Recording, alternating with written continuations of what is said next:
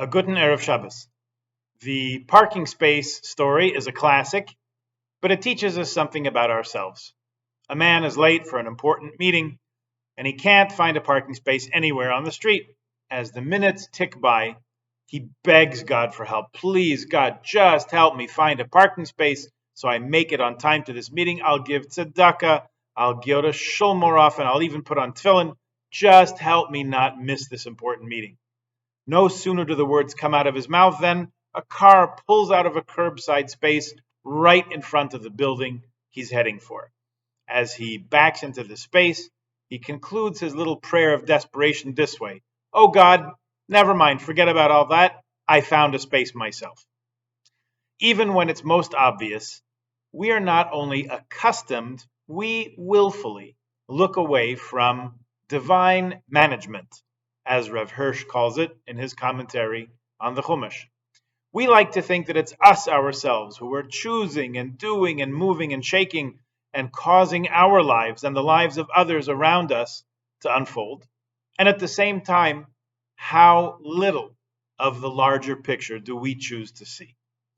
The smallest bit of what we call coincidence, because we don't fully appreciate God's hand in our affairs, has the ability to set events in motion that have life-changing consequences. How amazing it is, what profound influence to have the 2 ounces of thread that Yaakov used to embroider Joseph's coat of many colors, his amazing Technicolor dream coat, if you will. That little bit of thread led to one event, which led to another, which led to another, that ultimately caused the Jewish nation to be forged into a people in Egypt, to leave slavery under Moshe Rabbeinu's leadership, and to march toward Mount Sinai in fulfillment of the covenant originally made with Abraham. Says Rav Hirsch, this is as clear a demonstration as we see of King Solomon's words in Proverbs, Rav Mecholel Kol, which he explains as the great master of the world, achieving everything from the smallest, humblest beginnings. If the Jews had remained in Canaan, in the land of Israel, Rav Hirsch notes, we would have grown in number, but we would have been scattered among other tribes and peoples. We might well have assimilated. Contrast that with the experience of being an oppressed, enslaved people in Egypt, who nonetheless forged a unique and strong identity as the Hebrew people, the Jewish nation. And by this same divine management, one of Yaakov's sons was sent ahead and ultimately came to rule as viceroy over Egypt, so that when the rest of his kin arrived, no Egyptian could claim that they had no place.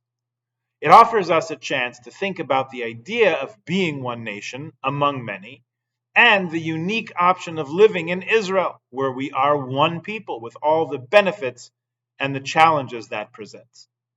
A few years ago, I took part in a conversation over the course of a year with about 50 Jewish leaders from North America and 50 Israeli leaders, mostly, but not all Jewish. It was about strengthening the bond between these 2 largest world Jewish communities, would probably make up about 90+% of Jews on the planet. One topic that came up was this: what are the ingredients for making a successful and thriving Jewish community? As test cases, we considered ourselves. Imagine that we were meeting, not today, but 100 years before, at the beginning of the 20th century rather than the beginning of the 21st. And imagine further, we were trying to craft the ideal setting, the ideal situation for a Jewish community that would sustain and nourish itself and grow practically, intellectually, and spiritually. Now, imagine 2 models of Jewish community. In one, everyone speaks Hebrew. It's the official language of society. Mostly Jews would make up the population, although there would be a minority of others, Muslims, Christians. The society would recognize Jewish holidays as the official calendar. The work week would revolve around Shabbat, and the heartbeat of the year would be Pesach, Sukkot, Rosh Hashanah, Yom Kippur, Purim, and other Jewish holidays. Not only would the schools teach the history and literature of the Jewish people from the earliest primary grades, but there would be a quasi-official or even official clerical, rabbi, oversight, rabbinic supervision of the workings of society. Not everyone would be or would be required to be religiously observant, but official state events would be kosher. This rabbinate would ensure that restaurants are kosher, marriages and divorces and conversions would adhere to a uniform standard of Jewish law. Any community that wanted one would have a shul with a rabbi and a mikveh. And this would all be supported by tax dollars. And one other detail that wasn't really planned for, but this is how it worked out. This Jewish society would be surrounded by hostile neighbors who sought its destruction. So it would have to raise and train and sustain a self-defense army to protect its borders and its citizens every hour of every day. Okay, that's one model of Jewish society. Now imagine another model altogether. More or less the same amount of Jews, but not the only players or anywhere near the majority of people in society. In fact, a very small minority, 1% or 2% in the best of times. And the language would not be Hebrew or Yiddish or Ladino. In fact, most Jews would not speak any Jewish language fluently. The main language of conversation and media and government would be English, not a specifically Jewish language. If you wanted to know Hebrew or Aramaic or Yiddish, you'd have to study it on your own. And good luck with that, because the schools would not teach it or most anything about Judaism or even religion in general, for that matter. The whole education system, from nursery school through university, would be secular, neutral, non-sectarian, maybe leaning a little bit towards Christianity, because that's how the society would set its clock. Sunday was the day of rest. The last week of December would be its high holidays. All that mirrored society as a whole, which did not discriminate as Jews so much. In fact, it barely took note of us. Synagogues and rabbis and Jewish education are private affairs. If you want them, you have to get together with friends and build your own community. Nobody's going to do that for you, and it will be out of your pocket, at your own expense, not the taxpayers. However, your defense will be provided by the government, and domestically, it won't be needed that much because your neighbors and your borders and the people down the street from you, unless you choose self-isolation, will in general be friendly, even welcoming, in some cases even willing to have their children marry yours. So what answer would you give? Which would you advise is the wiser course for the Jewish people to pursue if we had a choice? The mere fact that we live here, either because we chose to come here or our parents did, is not that much more meaningful than Israelis who are in Israel for many of the same reasons. Which of the options does more to nurture our feelings of connectedness, arevus, common destiny, sharing our nationhood with other Jews? When the government is ours, and those making the mistakes and errors and compromises of political leadership are ours, or when the government is benevolent and not so beholden to Jewish politics or Jewish concerns, it's benevolent, but it's not ours. Would you prefer that the rabbis serve at the pleasure of the shul board, or would you rather they be tenured government sinecures? Would you rather, where synagogue and state keep their respectful distance, but or the other option where they're intertwined and meshed at so many levels? Let's answer that by speaking about a different question. In recent months, those of us studying Tehillim, the book of Psalms, reached Psalm 150, the concluding chapter. Midway through our studies in Psalm 80, we read, Ro'eh Yisrael ha'azina, listen, O shepherd of Israel, Noheg Katzoin Yosef, the one who leads the flock of Joseph. Yosef was called Hamashbir in last week's Parsha, as he provided for the needs of all during the years of famine. You might remember there's also a department store chain in Israel called Hamashbir. Founded in 1947, it was an outgrowth of Hamashbir Cooperative, founded in 1916 to provide Jews in Israel with food during the terrible shortages of World War I. But we digress, but only a little bit. Yosef provided for all of us, his extended family, for a short time during a very challenging supply chain disruption, as we call it nowadays. Why are the Jewish people called the flock of Yosef for all times?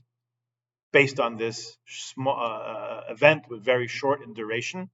The short answer is that it's not just about food, it's also about inner strength, spiritual nourishment and sustenance, not just food. Joseph was different than the other brothers in that he alone was exiled among strangers. First, he was a captive of the Ishmaelites, then perhaps sold again to Midianites, then to Egypt, where he was purchased as a slave in Potiphar's house. Even when he was released from that, he was still subject to the oversight of Paro, of Pharaoh. Through all this, Yosef managed to keep his moral compass and his sense of his Jewish self intact and untouched, as we saw in his resisting the temptations of Egypt in the person of Mrs. Potiphar. Through all this, and through the power and fame that followed it, Yosef remained connected to his source of life, God, and his Yiddish neshama, his Jewish soul. Joseph's way was in contrast with the rest of the brothers who were shepherds. The life of a shepherd is one of very few distractions. You can think, read, you can study, you can daven, you can think about God all day long, as long as you keep one eye on the sheep once in a while and make sure they don't stray too far. Otherwise, you don't have that much to worry about or too much interference from business concerns to stand in the way of you and your connection to God. The other brothers fulfilled their Jewishness by separating from the world. Joseph fulfilled his Jewishness by engaging in the world, leading a very active life where he had to speak another language. He had to deal with people who were very different than him, raise his children in a foreign culture, and spend a lot of energy and time on things not directly related to Jewish life. And yet we see over and over again that Yosef was unmoved, uninfluenced by the culture and values of Egypt. He functioned in that world, but he remained himself. And it's actually his model of being a Jew in contrast to the culture and values and religion going on around him that was our sustaining inspiration, our spiritual mashber, provider of our needs during hard times throughout 19 centuries of exile, until we returned to our land. The question might be now that we have returned to our land and have temporal dominion over politics, finance, the economy, and culture around us in Israel, how can we continue to draw sustenance from Yosef's example so that we do not revert to the pitfall, pardon the expression, of siblings who so resent one another that we cannot speak peaceably among ourselves, and we're willing to sell our own flesh and blood for 20 pieces of silver. Just as Joseph was challenged to remain true to his Jewish self when he was powerless, as well as when he achieved power and succeeded, we also, as a nation who were unaccustomed to power, and now find ourselves a regional superpower, should retain and even nourish and grow that inner strength and resolve to remain true to ourselves and fulfill our destiny as a light unto the nations, and that includes ourselves. A good Shabbos.